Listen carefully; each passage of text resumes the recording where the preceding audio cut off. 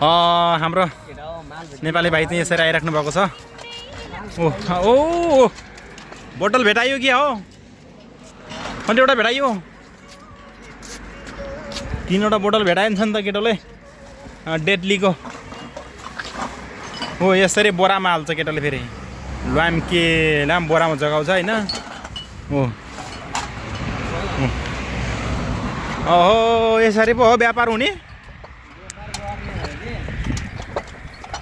दिमाग लगायो उनीहरूलाई त, दिमाग लगाएपछि पैसा जहाँ पनि छ होइन।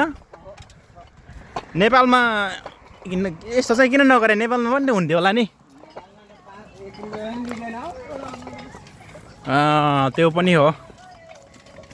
अनि यस्तो साथीहरू नेपालमा चाहिँ किन यस्तो नगर्नेको भन्दाखेरि अब यहाँ जस्तो ठाउँ-ठाउँमा बोतल बेच्नलाई ठाउँ राखेको छैन।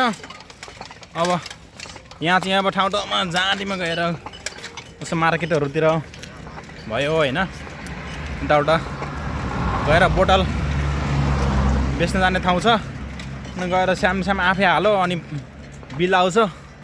बोतल हालो, बोतल हालिसकेपछि बिल आउँछ, अनि बिल आएपछि त्यही दिएर त्यहीबाट कति पर्छ सामान किनेर ल्याए पनि भयो, अनि आफै पैसा ल्याए पनि भयो।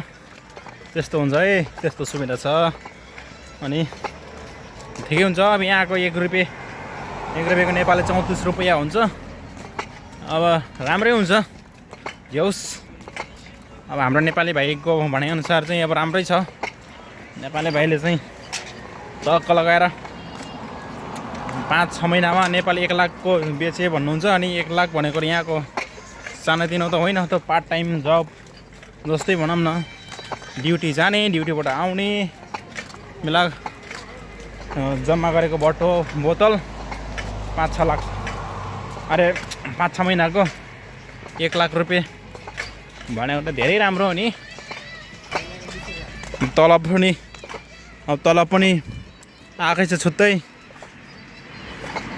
अब आफूले खर्च गर्नु परेको छैन होइन। अब ठिक छ। अब फेरि भेटाइयो कि हो? यस्तो माल भेटाइयो? कति करोडको माल हो यो? यो पेन्टिङ लगाउने होला जस्तो छ।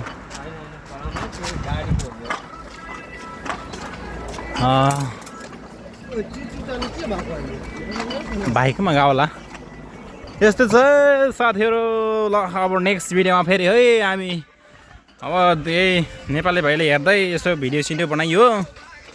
ठिक छ। अनि अरू केही भन्नु छ? अब लास्टमा भिडियो अफ गर्ने बेला केही भन्नु छ नेपाली भाइ? र ल ठिक छ। ल है त, बाई बाई।